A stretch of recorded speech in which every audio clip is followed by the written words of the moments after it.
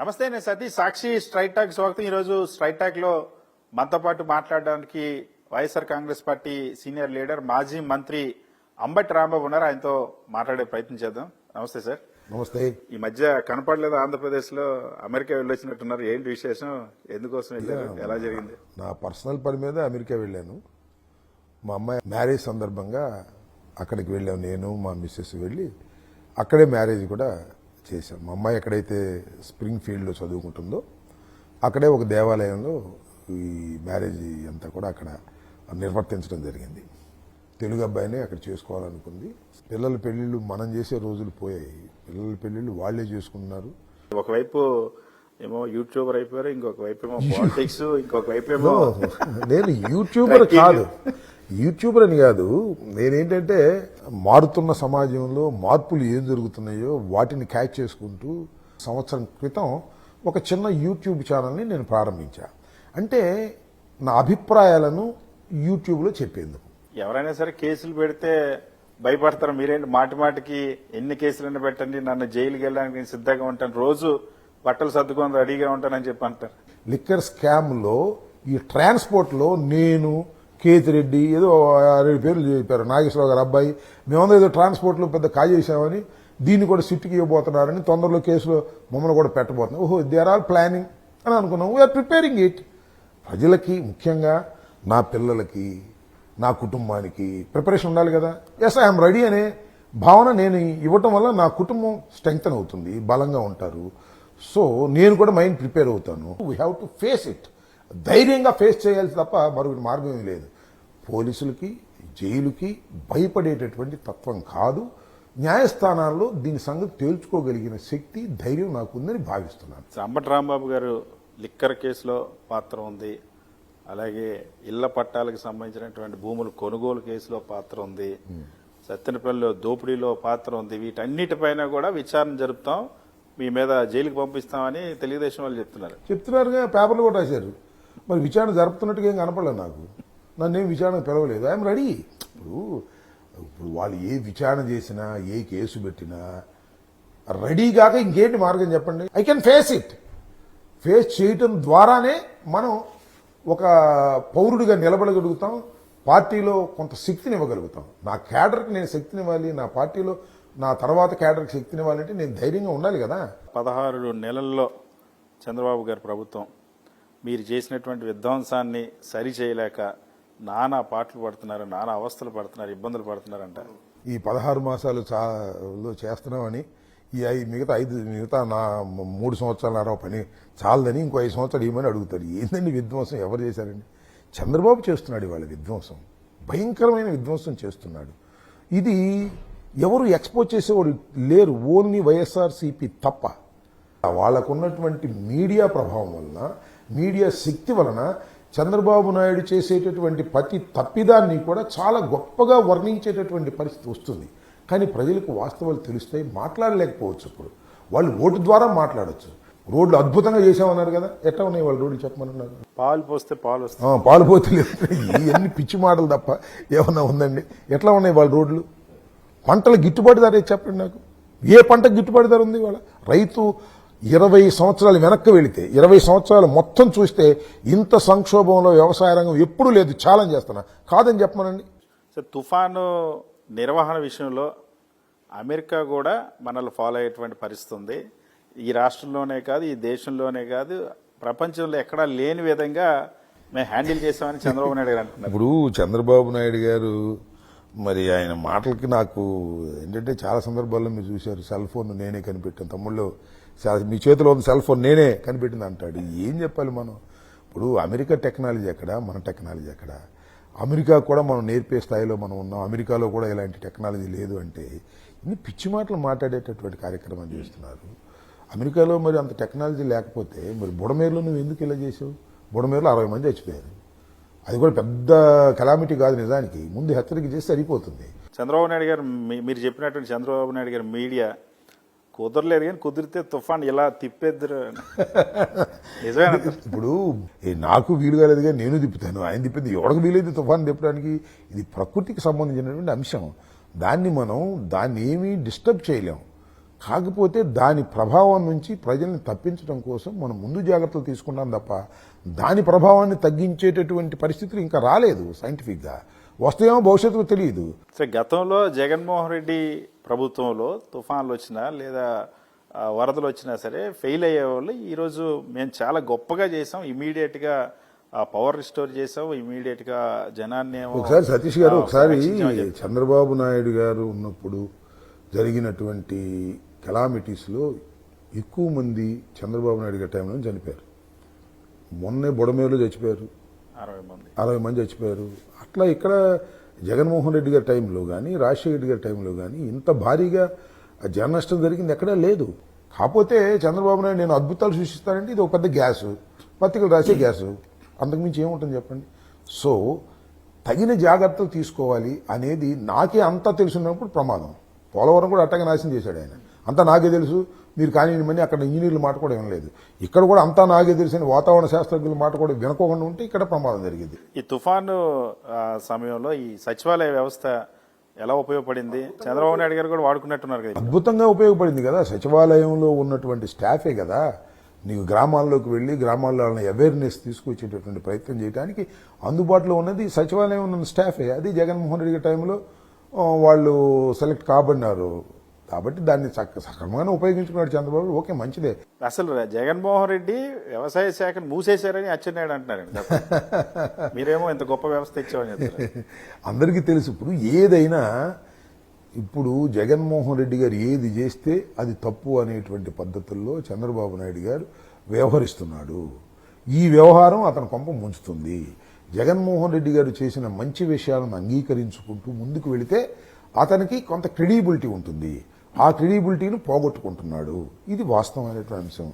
జగన్మోహన్ రెడ్డి గారి గురించి నేను చెప్పదలుచుకున్నది ఒకే ఒక్క మాట అండి. కొన్ని విప్లవాత్మకమైన మార్పులు తీసుకొచ్చినటువంటి ముఖ్యమంత్రి జగన్మోహన్ రెడ్డి గారు. మీకు ఏదైనా చూడండి, వాళ్ళ అమ్మఒడి కానివ్వండి, లేకపోతే స్కూళ్లను బాగు చేసే విధానం కానివ్వండి, గ్రామాల్లో వైద్యం కానివ్వండి, గ్రామాల్లో రైతు భరోసా కేంద్రాలు కానివ్వండి, గ్రామాల్లో సచివాలయం కానివ్వండి, గ్రామాలను పటిష్టం చేయాలనేటువంటి దృక్పథంతో పరిపాలన చేసినటువంటి వ్యక్తి. అఫ్కోర్స్ దురదృష్టం, ఓడిపోయాం, that is a different matter. కానీ మేము చేసిన మంచి పనులు కాదని అనడానికి ఎవరికి ధైర్యం ఉంటుంది? చంద్రబాబు ఒకటికే ధైర్యం ఉంటుంది. చంద్రబాబు వాడిని సర్వనాశనం చేస్తున్నాడు. సరే, ఇవాళ పోలవరం పరిస్థితి ఎలా ఉంది?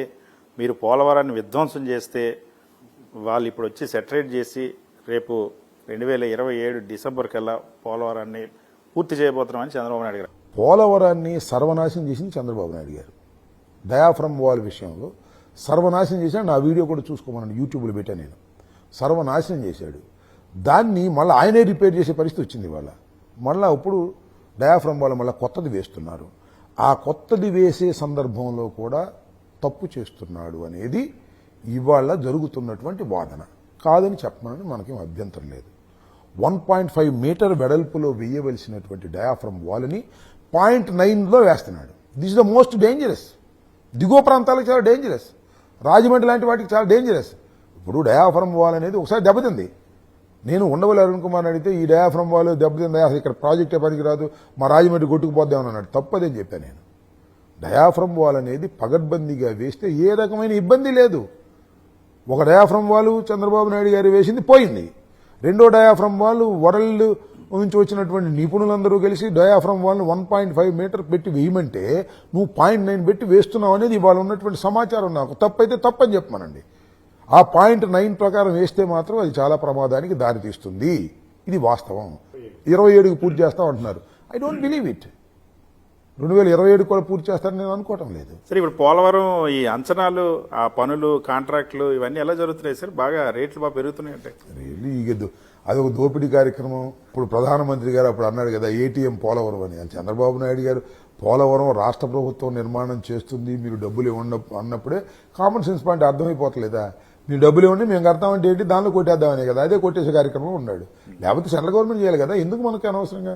రాజధాని పనుల్లో కూడా ఇదే జరుగుతుంది. 1 కిలోమీటర్కి 174 కోట్ల రూపాయలు. ఇప్పుడు చంద్రబాబు నాయుడు రిపీటెడ్ గా తప్పులు చేస్తుంది ఏంటంటే అటు పోలవరం, ఇది రాజధాని, ఈ రెండే మళ్ళా పట్టుకున్నాడు. ఈ రెండు వల్లే దెబ్బతిన్నాడు. ఈ రెండే మళ్ళా పట్టుకున్నాడు. ఇప్పుడు 52,000 కోట్ల రూపాయలు అప్పు తీసుకొచ్చాడు. మళ్ళా ఇంకో 50,000 ఎకరాలు నువ్వు మళ్ళా ఎక్విజేషన్ చేయబోతున్నావు. ఏం చేసుకుంటావు? ఇదంతా నాకు అర్థం కాలేదు. What is this? నేను అనేక సందర్భాల్లో చెప్పా, రాజధాని నిర్మాణం ఎవడు చేయడు sir. We can pick a capital. ఇది ఆధునిక సమాజం. మనం అనాగరిక సమాజంలో ఉండి వాళ్ళు ఊళ్ళు కట్టాల్సిన అవసరం లేదు. ఆల్రెడీ ఊళ్ళు నిర్మించబడ్డాయి. నువ్వు హైదరాబాద్ను కూడా నువ్వు రాజధానిగా సెలెక్ట్ చేసుకున్నావు. అప్పుడు ఉమ్మడి రాష్ట్రంగా ఏర్పడినప్పుడు కర్నూలు నుంచి, అప్పుడు రాజధాని కట్టారా? కర్నూలు నుంచి హైదరాబాద్కి షిఫ్ట్ అయ్యాం. కర్నూలు ఏం కట్టలేదుగా. మనం ఎక్కడైతే షిఫ్ట్ అవుతామో అక్కడ రాజధాని ఏర్పడిపోతుంది. నువ్వు కట్టవలసింది సింపుల్గా ఒక సెక్రటేరియట్, ఒక అసెంబ్లీ, ఒక హైకోర్టు. That's all. ఆటోమేటిక్గా మిగతా అన్ని ఇన్ఫ్రాస్ట్రక్చర్ తయారైపోతుంది. నువ్వు తీసుకొచ్చి ఇక్కడ 1,00,000 ఎకరాలు ఏంటంటే నాకు అర్థం కాదు. 1,00,000 ఎకరాలు, 1,00,000 కోట్లు, అంత శక్తి ఉందా ఈ రాష్ట్ర ప్రభుత్వానికి? అంత శక్తి ఉందా ఆంధ్రప్రదేశ్కి? విడిపోయి నానా ఇబ్బందులు పడుతున్నటువంటి రాష్ట్రానికి సర్వనాశనం చేసే కార్యక్రమాలు చేస్తున్నాడు చంద్రబాబు నాయుడు గారు. నాకు అర్థం కాలేదు. కాంట్రాక్టులు పిలవటం, మొబిలైజేషన్ అడ్వాన్స్ ఇవ్వటం, దాంట్లో 8% తీసుకోవటం, బ్యాగులు సర్దుకోవటం, లొకేషన్ బాబు కొడుకులు ఇద్దరు బ్యాగులు తీసుకెళ్లి అక్కడ దాచుకోవటం. ఇదేగా జరుగుతుంది. రాజధాని పూర్తయ్యే ప్రశ్నే లేదు. రాజధాని అసలు పూర్తి చేయలేరు. చివరికి ఒక అసెంబ్లీని కూడా కట్టలేరు. రాసుకోండి మీరు, నేను చెప్తున్నా. అసెంబ్లీ కూడా అసంపూర్తిగా మిగిలిపోద్ది. సెక్రటేరియట్ కూడా అసంపూర్తిగా మిగిలిపోద్ది. హైకోర్టు కూడా అసంపూర్తిగా మిగిలిపోద్ది. ఇవాళ జరుగుతున్న స్పీడ్ ప్రకారం ఇంక 3.5 సంవత్సరాలే ఉంది. చివరి సంవత్సరం ఏముంటుంది? అంత ఎలక్షన్ గొడవేగా. ఇక 2.5 అంటే దే మేక్ మనీ. 52,000 కోట్ల రూపాయలు లోన్ తీసుకుంటారు. దానిలో 10,000, 20,000 బాబు కూడా ఎదురు కొట్టేస్తారు, సర్దుకుంటారు, వెళ్ళిపోతారు. ఇది జరుగుతున్న పరిస్థితి. ఈ రాజధానిలో ఇప్పటికే 54,000 ఎకరాల భూమి ప్రభుత్వం దగ్గర ఉంది. ఇంకొక 50,000 ఎకరాల భూమి కావాలి. లేదంటే ఈ అమరావతి ఒక మున్సిపాలిటీలా మిగిలిపోద్దని చెప్పి చంద్రబాబు నాయుడు గారు అంటున్నారు. అసలు మున్సిపాలిటీలాగా ఇప్పుడు గ్రామం నుంచి పైకి లేచింది ఎక్కడ అంటున్నా నేను. ఇప్పుడు గ్రామ స్థాయి నుంచి అమరావతి పైకి లేచింది ఎక్కడ? అసలు అమరావతి ఎక్కడుంది? నీకు రాజధాని ఎక్కడుంది? అమరావతి ఎంత దూరంలో ఉంది? ఇది అమరావతి కాదు, ఇది తాడేపల్లి పరిసర ప్రాంతాలు తప్ప అమరావతి అసలు ఎక్కడుంది? అమరావతి ఎక్కడో ఉంది. కృష్ణానది ఒడ్డున ఉంది అమరావతి. నువ్వు తీసుకొచ్చి గొయ్యిలో పెట్టావు ఇక్కడ. ఈ గొయ్యి వస్తే వాళ్ళు చూడండి పరిస్థితి ఎట్టా ఉందో. కృష్ణానది పొంగితే ఇక్కడ దీన్ని కొండవీటి వాగు నుంచి నీళ్లు కిందకి వెళ్ళవు. అక్కడ మళ్ళీ లిఫ్ట్ పెట్టావు, లిఫ్ట్ పెట్టినా వెళ్ళట్లేదు. రాంగ్ సెలెక్షన్ అంటా నేను. అది ప్లేస్ ఇట్ సెల్ఫ్ రాంగ్. నువ్వు 1,00,000 ఎకరాలు తీసుకున్నా కూడా ప్లేస్ రాంగ్. అది పూర్తయ్యేది కాదు. చంద్రబాబు నాయుడు రాష్ట్రానికి శనిలాగా పట్టుకున్నాడు. అది పోలవరం, ఇటు రాజధాని 2 పూర్తిగావు. ఆ అసంపూర్తిగానే మిగిలిపోతాయి. అవి రాష్ట్రానికి భారం అవుతాయి. సరే, ఈ మధ్య రాష్ట్రంలో ఒక హత్య కేసు చాలా బాగా చర్చనీయాంశం అయింది. ఏదైతే మనకి కందుకూరు దగ్గర లక్ష్మీనాయుడికి సంబంధించినటువంటి హత్య. అంటే లక్ష్మీనాయుడు హత్యని వైఎస్ఆర్ కాంగ్రెస్ పార్టీ కులాలు రుద్దింది, రాజకీయం చేస్తుంది, దాన్ని ప్రజల్లో విద్వేషాలు పెంచేలా చేసిందని చెప్పి చంద్రబాబు నాయుడు గారు, హోంమంత్రి గారు అందరూ మీ పార్టీని ఆరోపిస్తున్నారు. దీనిలో నాకు ఒక చాలా స్పష్టమైన అభిప్రాయం ఉంది. ఈ కేసుని వెలుగులోకి తీసుకొచ్చింది కాపు సంఘాలు. అంటే లక్ష్మీనాయుడు అనే వ్యక్తి ఒక కాపు పేద కుటుంబానికి చెందిన వ్యక్తి. అతను 2వ తారీఖు చనిపోతే అసలు పట్టించుకోలేదు ప్రభుత్వం, ముఖం కూడా చూడలేదు.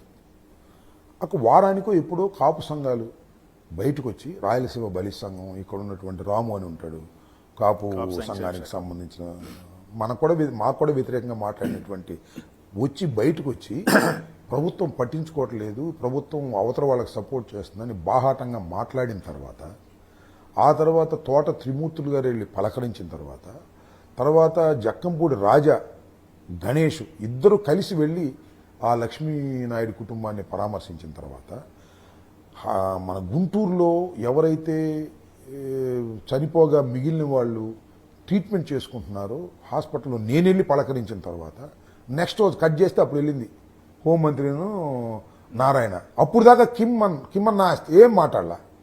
ఖచ్చితంగా కాపు సంఘాలు, వైఎస్ఆర్సీపీకి చెందినటువంటి కాపు నాయకులవి వెళ్ళి పలకరించిన తర్వాత మాత్రమే వాళ్ళు కళ్ళు తెరిచారు, తర్వాత వారికి సహాయం చేశారు. లేకపోతే గాలికి వదిలేసేవాళ్ళు. ఇది దుర్మార్గం అంటా నేను. దీనికి నేను కూడా చెప్పాను, చాలామంది చెప్పారు. పవన్ కళ్యాణ్ గారు మాట్లాడాలి అన్నాం.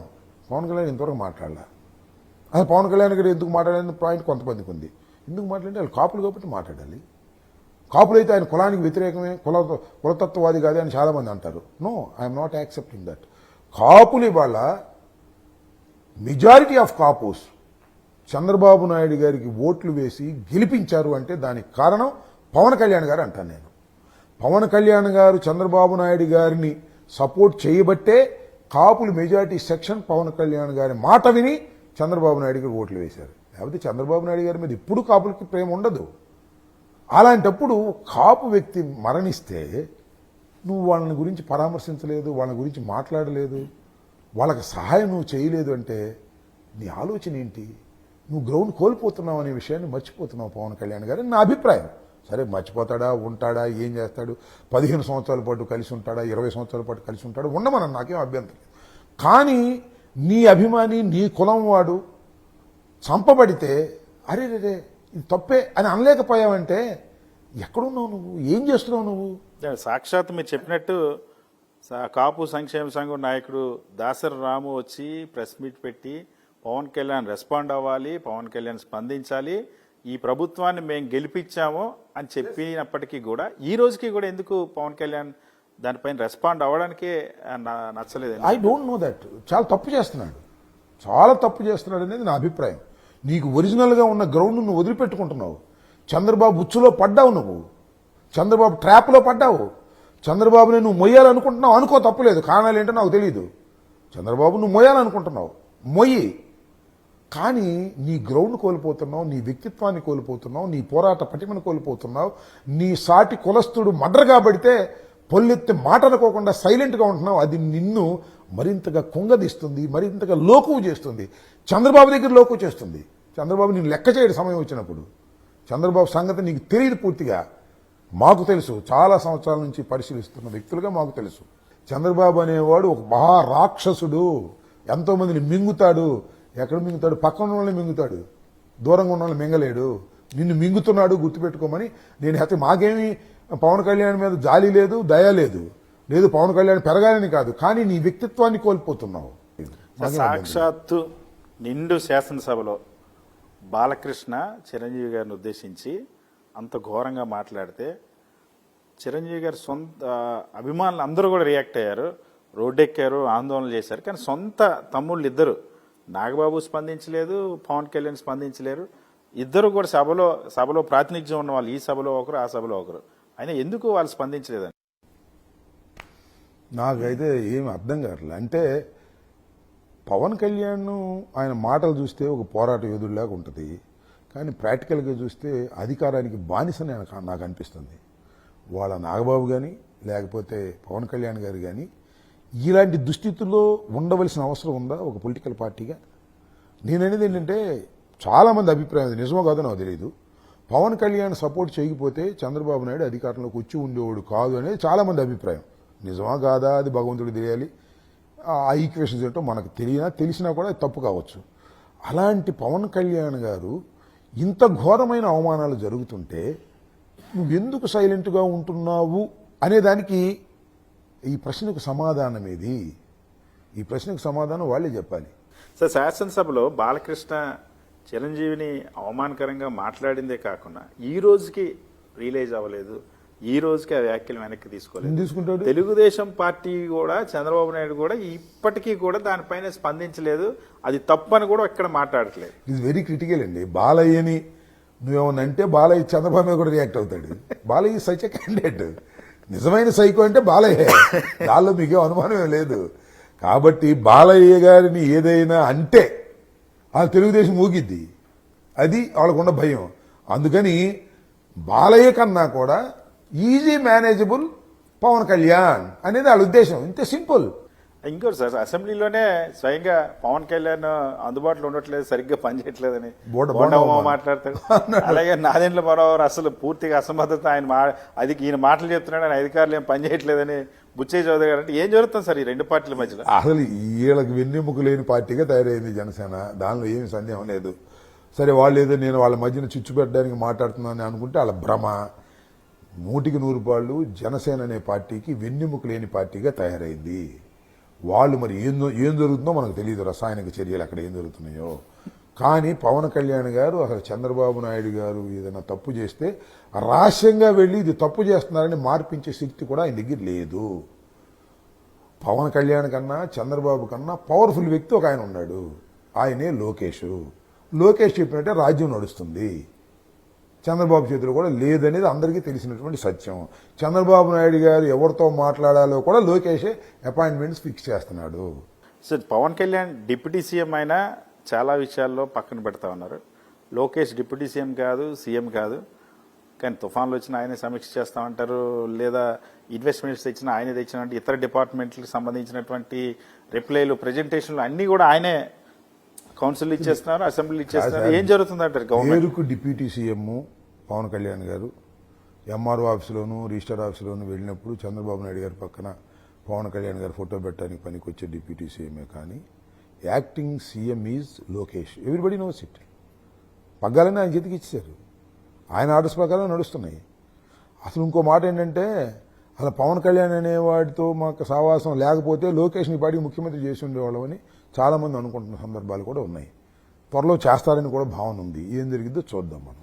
సరే, కానీ భూస్థాపితం చేస్తాను ఈ వైఎస్ఆర్ కాంగ్రెస్ పార్టీని, ప్రతి ఒక్కరూ ఏ ఇన్వెస్టర్ దగ్గరికి వెళ్ళినా ఆ భూతం గురించి అడుగుతున్నారు, ఆ భూతాన్ని మళ్ళీ రానివ్వనని చెప్తున్నారని చెప్పి చంద్రబాబు నాయుడు అంటున్నారు. ఈ భూస్థాపితం చేయటాలు భూతాలు ఇవన్నీ ఊరికినే అన్నీ పిచ్చి మాటలు తప్ప, ఒకటి మాత్రం వెళ్ళిన చోటల్లా కూడా అడుగుతున్నారంట, మళ్ళీ జగన్మోహన్ రెడ్డి గారు రారని గ్యారంటీ ఏంటని. అంటే వాళ్ళకి అనుమానం వచ్చేసింది. ఈయన ఎన్ని చెప్పినా కూడా వాళ్ళు ఇనే పరిస్థితులు లేరు. ఈ ప్రభుత్వం ఈ 5 సంవత్సరాల ప్రభుత్వమే, మళ్ళా తిరిగి జగన్మోహన్ రెడ్డి గారే అధికారంలోకి వస్తాడు అనేటువంటి భావన స్లోగా ఎస్టాబ్లిష్ అవుతున్నది. దాన్ని తట్టుకోవడం కోసం చంద్రబాబు ఏవో రకరకాల కథలు చెప్పే కార్యక్రమం చేస్తున్నాడు. ఇంకో మాటలో చెప్పాలంటే కలిసి ఉంటేనే ఇంకా బలంగా వస్తాం. యాంటీ ఎస్టాబ్లిష్మెంట్ చేయలేకోకుండా ప్రతి ఓటు జగన్మోహన్ రెడ్డి గారికి పడుతుందనేది నాకున్నటువంటి అవగాహన, నాకున్నటువంటి అనుభవం మీద చెబుతున్నా. చంద్రబాబు నాయుడు గారు కూడా మాటి మాటికి ఇంకా 15 ఏళ్ళు అయింది గవర్నమెంట్ వచ్చి, మళ్ళీ ఇంకొకసారి జగన్మోహన్ రెడ్డికి అవకాశం ఇవ్వకండి, మళ్ళీ ఇంకొకసారి జగన్మోహన్ రెడ్డి అంటే ఆల్రెడీ డౌట్ వచ్చేసింది ఆయనకి. డౌట్ కాదు, దీనిలో నేను సతీష్ నేను ప్రత్యేకంగా ప్రతి చోట కూడా ఈ ప్రభుత్వం బాగోలేదండి, మేమేదో ఎరకపోయి ప్రభుత్వానికి చేసాం, జగన్మోహన్ రెడ్డి టైంలో అన్ని శుభ్రంగా తినేసారు, పొరపాటు చేసాం అనేటువంటి ఒక రిపెంటెన్స్ వచ్చేసింది. అది చంద్రబాబుకు తెలియకుండా ఉంటుందా? కానీ దాన్ని ఒప్పుకోలేడు బహిరంగ. అంతే, చంద్రబాబుకు తెలుసు, అందరికీ తెలుసు, తెలుగుదేశం వాళ్ళది తెలిసి దాన్ని మదన పడతాం. జగన్మోహన్ రెడ్డి గారు 2.0 అని అంటున్నారు. ఏం ఉండబోతుంది 2.0లో? దాన్ని క్యాడర్ కోసమేనా, ప్రజలకు కూడా? ప్రజలకి ఇంతకన్నా మెరుగైనది ఉండబోతుంది అనేది నాకున్నటువంటి అవగాహన. 2.0 ఇంతకుముందు జరిగినటువంటి దానిలో ఏమైనా చిన్న చిన్న పొరపాట్లు జరుగుంటే అవన్నీ సరి చేసుకుని 2.0లో అద్భుతంగా ఉండబోతుంది అనేది ఒక పిలుపునిచ్చాడు ఆయన. డిఫరెంట్గా ఉంటుంది అనేటువంటి ఉద్దేశం. దాంతోపాటు ఎవరైతే దుష్ట శిక్షణ కూడా ఉంటుందనేది, ఎవరైతే దుష్టులు ఇవాళ చేయరు వాళ్ళకి కూడా శిక్షలు తప్పవు అనేది ఒక భావన. Thank you so much sir. Okay, thank you. Right.